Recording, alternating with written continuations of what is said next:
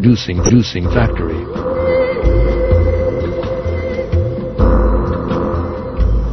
At the first stage, the virus very carefully identifies whether or not the cell is suitable for it.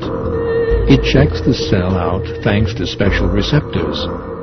Later, it uses dissolving enzymes to open a hole in the cell membrane, through which it deposits its genetic code inside the cell. You are now watching viruses as they move into cells. The cell, unaware that anything is wrong, continues with its normal activities. It begins to copy this new DNA, imagining that it is creating the proteins it needs.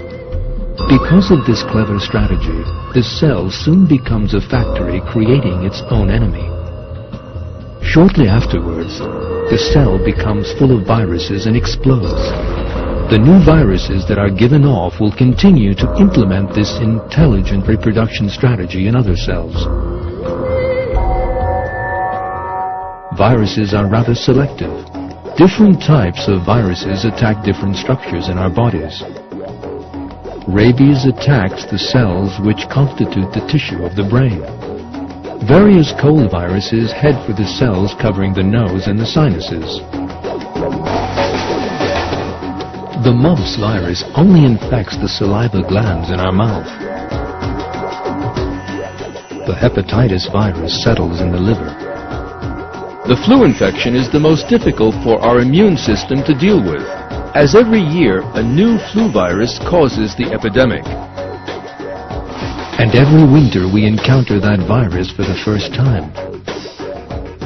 Our immune system has to put up a serious fight in the face of flu viruses with different characteristics.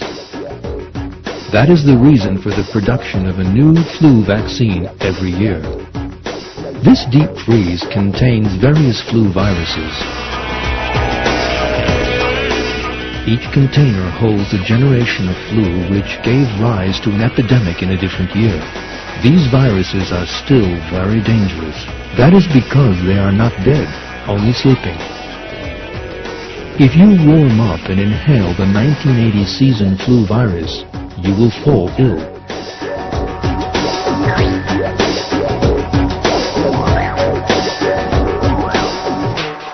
Behind these cold corridors and closed doors sleeps a virus that is still more dangerous to man. The smallpox virus. Its properties are still the subject of research on account of the strategy it employs and the way it easily overwhelms its objective. It is kept in only 2 places in the world, the United States and Russia. It will continue to be stored until its functions are fully understood.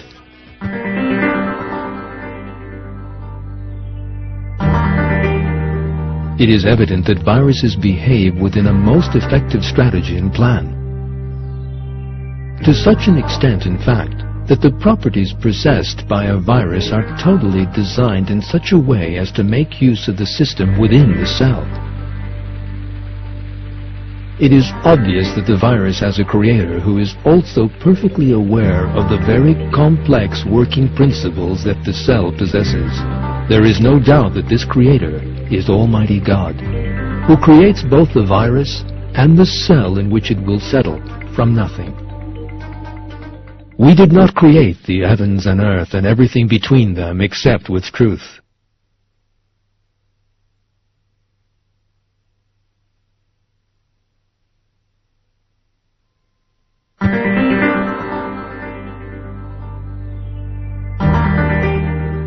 Causing the human body millions of times larger than themselves to fall ill and even die, these minute viruses are specially created by God to remind people of their helplessness. It is God who creates sickness and who restores us to health. Viruses are created as the cause of sickness. The cure is hidden in our immune systems, another miracle of creation within our own bodies.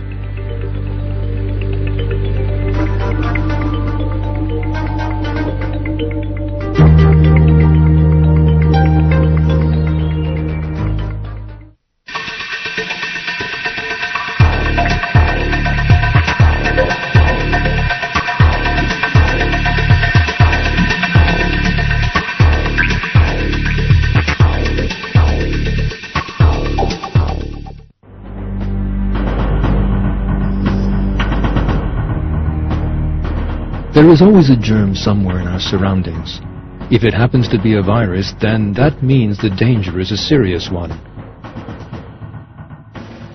When the virus enters our bodies by the nose or mouth, it seeks out a suitable cell for itself.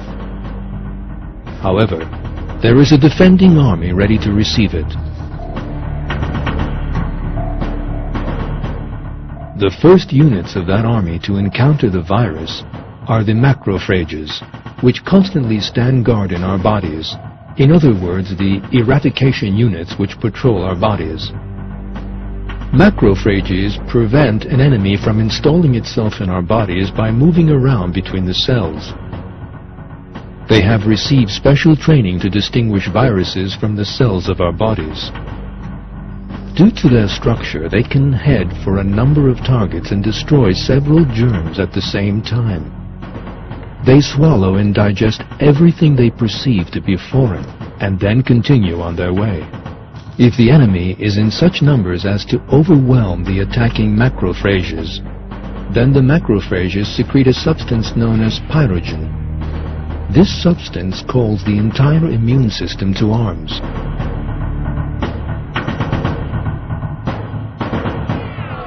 Pyrogen also stimulates the temperature-rising center of the brain, causing a fever.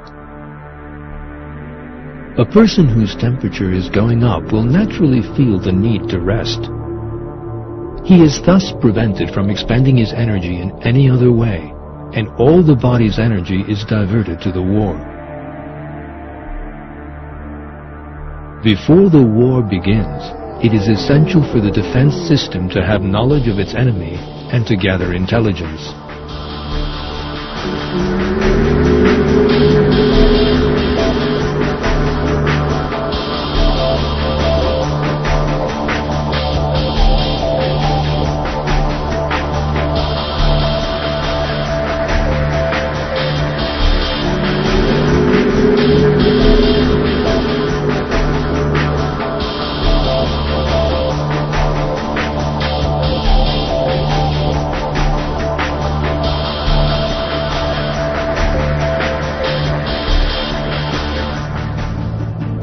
Here an important task falls to the macrophages, since they are the units which engage in hand-to-hand combat with the enemy and make the first contact with it.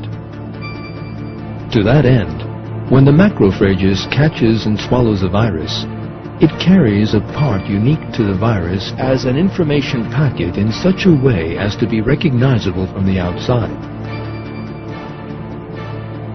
This is intelligence information prepared for the immune system's helper T cells.